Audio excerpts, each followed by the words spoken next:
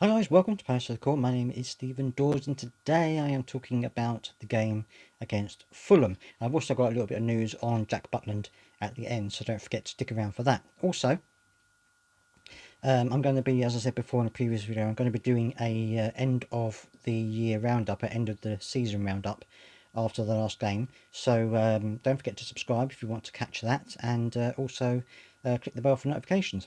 Okay, so we Fulham aren't doing too badly. Fulham have been playing okay, and certainly I think that they are one of those teams that has been a bit of a thorn in the side of some of the big clubs. So it was never going to be an easy task to play Fulham. Obviously, Wilfried Zaha is out for the rest of the season, so Odsonne Edouard came into the match at the beginning this time, and also we had Will Hughes in the midfield again because Jeffrey Schlupp is out with personal reasons. So that was pretty much the same team that didn't start, but became that team after Wilfried Zaha went off. So it was a team that I think had a lot of promise in it. Obviously, you had Eze and Lise and all the others that are doing well this season.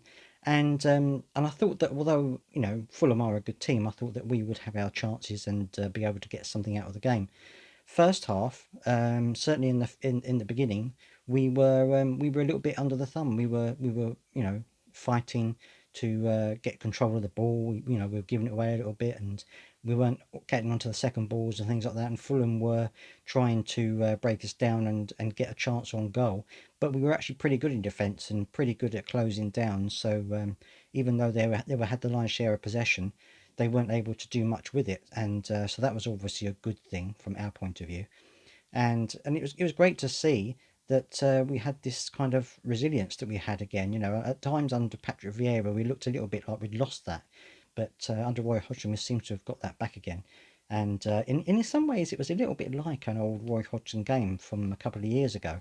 Although, having said that, under Patrick Vieira, we were also playing, quite defensive football at times. Sitting back and trying to break.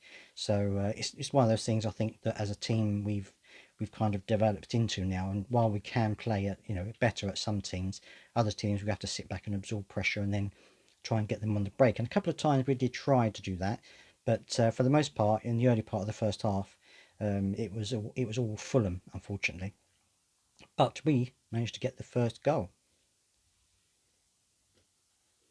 and it was a lovely piece of work actually. It was Eze in the midfield threaded a wonderful little ball through to Odsonne Edouard, and he took it into his stride and then fired it left foot into the top corner of the goal. I had to say, now I think Odsonne Edouard is a bit underrated in certain terms.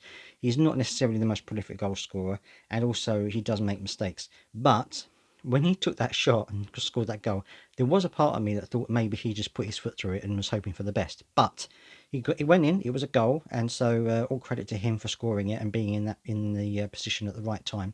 So that was a lovely little goal that opened the game up a little bit for us. And certainly in the latter part of the first half, we started to put the ball together a little bit more, started to pass the ball around, which was really good to see. And it was great that we were starting to get back into the game again. Unfortunately, there was also an incident with Joachim Andersen where he broke. Well, I don't know if he's actually broken the nose. Certainly hit the nose of another player. That's the second nose he's hit in 2 games. So it gives a new edge to the saying putting people's noses out of joint. He certainly was doing that in the last couple of games, and it was all smiles and happiness afterwards. But yeah, it was another interesting challenge by Joachim Andersen, shall we say. And in fact, the challenges were quite physical in this game. It was quite a physical game. There were lots of challenges going in, a few elbows flying around, but in general, it wasn't too bad. And the referee did let the game flow quite a bit, which was great to see as well. And yeah, towards the end of the first half, unfortunately, we conceded a penalty. It was Tarek Mitchell who kind of got a little bit unsighted of the ball and unsighted of the player, and then took him down. It was it was difficult because I think this wasn't one of Tarek Mitchell's best games. He was making a few mistakes. He was, there was a very similar penalty decision that was overturned earlier in the first half, which I don't think was a penalty decision. I think he just, as he went to kick the ball, the other player got in the way. But he didn't have the best game, I don't think. A couple of little times he did well, but I think most of the time it was probably a game he'd want to forget if he could. Anyway, so Fulham scored the penalty and went into at half time at 1-1. And at that point, I was thinking that maybe, it's going to end up like that because it was quite an even game most of the time. Second half was pretty much the same, although we did have more possession in the second half, which was quite good. And it was good to see that we were starting to create more chances, starting to work a bit harder. Unfortunately, the second goal came from Fulham from a free kick out on the right hand side, and a header that came in out of nowhere. And really, there was no one marking him when he went in for the header. There was absolutely nobody with him, and which was a bit of a shame. And certainly Roy Hodgson, I'm sure, will be picking that up and telling the lads all about it in the replay when they watch it, because he was actually completely free. He just ran from the back to the front, headed it, and it was a really forceful header that got past Johnston. So that was disappointing. Obviously, that was 2-1 down, and it looked to me, although Crystal Palace were getting back into the game in the second half again, and actually possession wise was actually pretty even by the end of the game.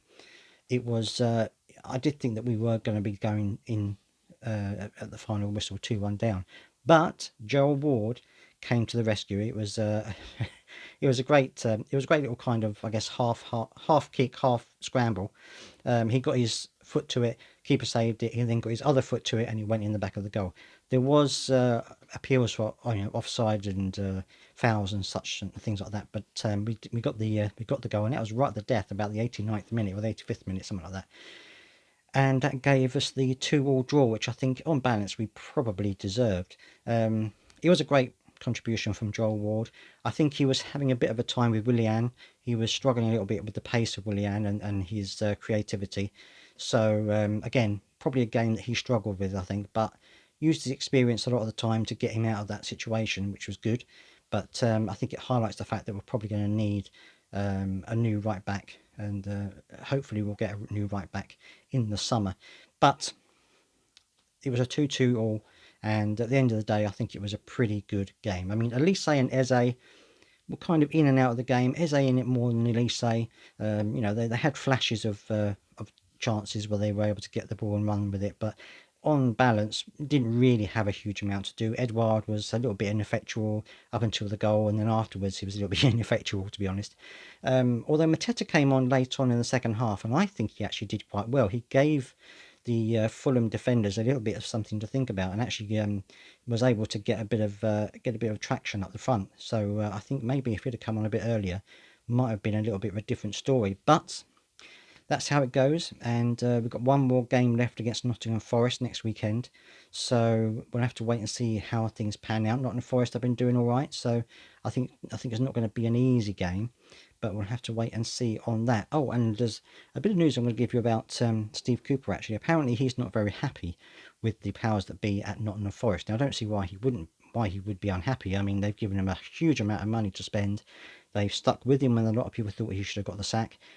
He's got them safe. They're safe now in the Premier League for another year, but he's not happy with it. And apparently, according to reports, this is just rumour, I guess I said, he's had 2 chats with Crystal Palace about potential move to Crystal Palace. So we'll have to wait and see what happens with that. I'm not entirely sure he'd be the right person. I don't think he's done fantastically well with Nottingham Forest. Yes, he's made things difficult there for teams that go there, but I don't think he's really the type of manager that we need. But we'll have to see what the powers that be say on that. And the other thing I was going to talk about with Jack Butland is he has now agreed to take a salary reduction in order to go to Rangers. He was getting £40,000 at Palace. He's agreed to drop that to 20,000, and it looks like he's going to be winging his way to Ibrox over the summer. So good luck to him. He didn't really do much at Manchester United when he was on loan there, so I hope he gets regular play up at Rangers, and good luck with his further career as well. So I mean, Johnson's doing really well. Gaeta is obviously a very good goalkeeper, so I think we're okay in that department. So Jack Butland was probably unlikely to get much game time next season if he stayed with Palace. Anyway, I'd love to hear your thoughts on the game as always, and also on the Steve Cooper rumour. Let me know what you think as always, and as I said before, don't forget to subscribe for more Crystal Palace news.